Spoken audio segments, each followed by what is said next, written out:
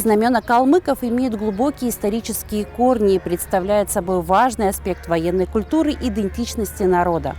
Здравствуйте, меня зовут Ольга, и это передача, где мы с вами говорим о традициях и культуре наших предков, которые так или иначе влияют на нашу современную жизнь. Знамя всегда считалось символом чести и мужества, а также отражало боевую готовность и единство народа. Рассмотрим подробнее значение и особенности боевых знамен калмыков. Сакральное отношение к боевому знамени не случайно. Считается, что оно играло важную роль. К нему, как к ориентиру, собирались всадники после погони или атаки, а также оставшиеся от разбитых подразделений. Противник мог воспользоваться захваченным знаменем для привлечения и уничтожения разбредшихся в пылу сражения воинов.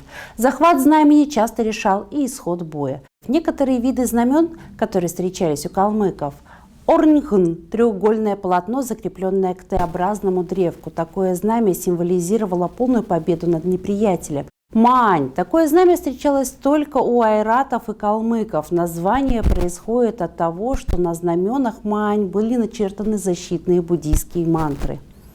Знамя 80-го джунгарского полка, изготовлено по буддийским канонам, представляло собой ярко-желтое полотнище с изображением бога войны и гербом донского войска, раненым оленем. Знамя 3-го донского калмыцкого полка, изготовлено калмыцким духовенством, изображало многофигурную композицию с символами и текстами и молитв. Знамя атамана Балзанова принадлежало первому калмыцкому партизанскому отряду, состояло из 3 полос с изображением коня и божества. Эсельбейн Саинка, на нем изображены записи мантр буддийских божеств. Знамя, дарованное Елизаветой Петровной калмыцкому хану Дондугдаши, символизирует добровольное вхождение калмыков в состав России. И 3-е знамя, желтое справа, это знамя уже было изготовлено здесь, в России. Это императрица Елизавета даровала это знамя калмыцкому хану Дондугдаши. Как вы знаете, Дондугдаши хан был великим ханом Калмыкии и очень сильно покровительствовал буддийскому учению, развивал буддийское учение на калмыцкой земле. И, по сути, это знамя, дарованное российской императрицей калмыцкому хану, по сути, завершило, можно сказать, официальное вхождение нашего калмыцкого народа в состав российского государства.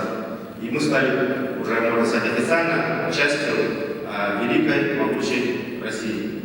Боевые знамена калмыков, под которыми они выступали во многих войнах, в том числе и в Отечественной войне 1812 года, представляли собой настоящие произведения искусства. Одно из них хранилось в главном суме тюменского хурула. На знамени изображен небесный всадник, покровитель воинов Дайчин Тенгри. С величавым спокойствием несет он знамя, над ним 3 птицы, внизу 5 животных, символизирующих его власть на небе и на земле. Происхождение их связано с древними добуддийскими культами предков и природы у монгольских народов. В Великой армии Наполеона, или Гранд-армии, были собраны войска практически со всей континентальной Европы. Помимо французских соединений, в армии были итальянские дивизии, 5 германских корпусов, 1 польский корпус, голландские, датские, хорватские, португальские, испанские полки. Для отражения этого вторжения были собраны серьезные силы, сформированные в 3 армии. Также в состав Российской императорской армии были включены национальные полки. В число 3 калмыцких полков входили 1-й и 2-й калмыцкие полки, сформированные из уроженцев нижневолжских улусов. Это Калмыцкая степь Астраханской губернии и Старопольский калмыцкий полк, сформированный из калмыков Среднего Поволжья, которые проживали в городе Ставрополь на Волге, ими основанный. Ныне этот город называется Тольятти. Калмыцкие полки были стандартного 500-сотенного состава и одеты в единую форму.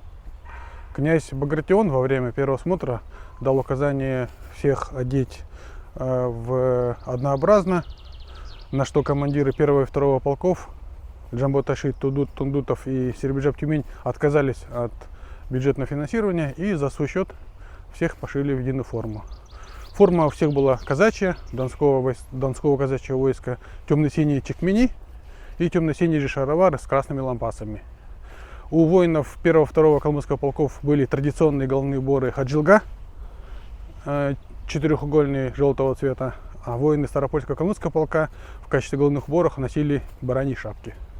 Оба полка дошли практически до Парижа. В частности, 2-й калмыцкий полк под командованием Серебджаба Тюменя был в Париже, брал Фонтенбло. Есть известная устная легенда, о которой рассказывают наши старики и по сей день, о том, как калмыки брали Фонтенбло, резиденцию Наполеона Бонапарта.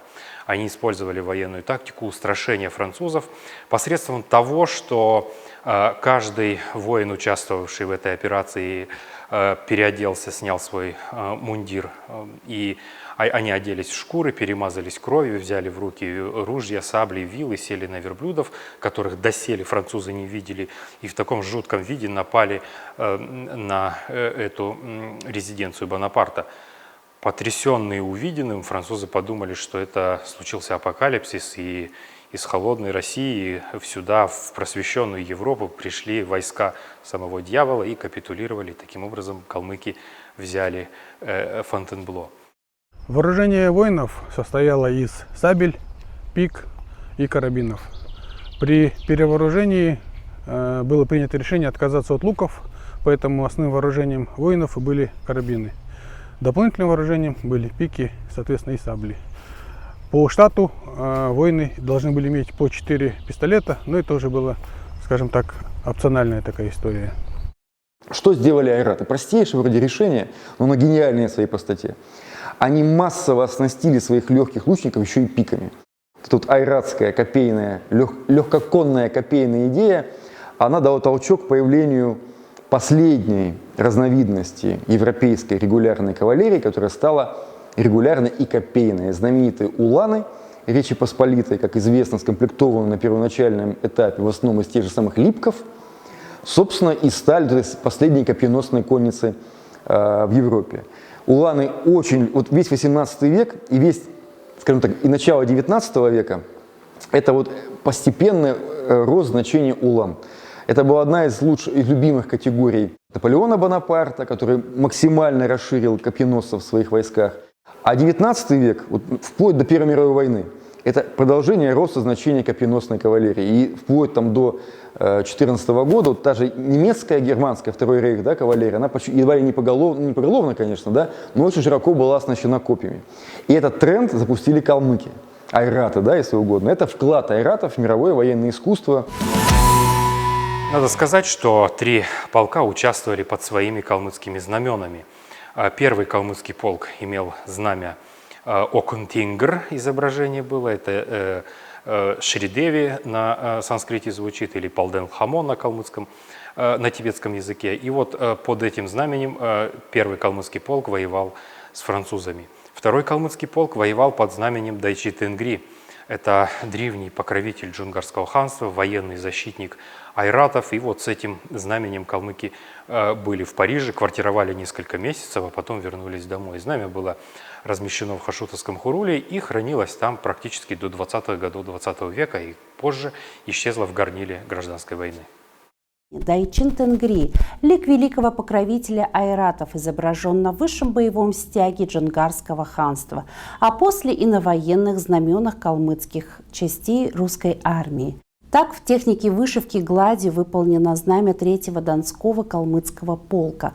Датируемое первой четвертью 20 века, оно хранится в Новочеркасском музее истории Донского казачества и представляет собой навернутое на деревянный брусок светло-серое полотнище квадратной формы. На знамени изображена композиция с богиней Лхамо Окунтенгри. Образ девы-воительницы окружают священные животные и магические существа – горуда, барс, конь, дракон.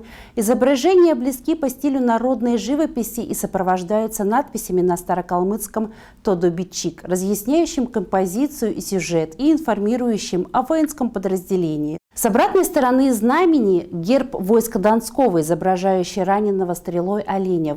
Вышивки золотой крученой нитью на темно-синем бархате фона. Техника исполнения вышитых шелком, золотом и серебром знамен требует много времени. Работа мастериц под руководством Зурачи растягивалась на несколько лет. Такие изделия стоили дорого и изготавливались по заказам хурулов и богатых владельцев. В начале кампании 1812 года Ставропольский калмыцкий полк входил в состав летучего корпуса атамана Матвея Платова. Корпус Платова занимался прикрытием отступающих русских войск и вел упорные арьергардные бои.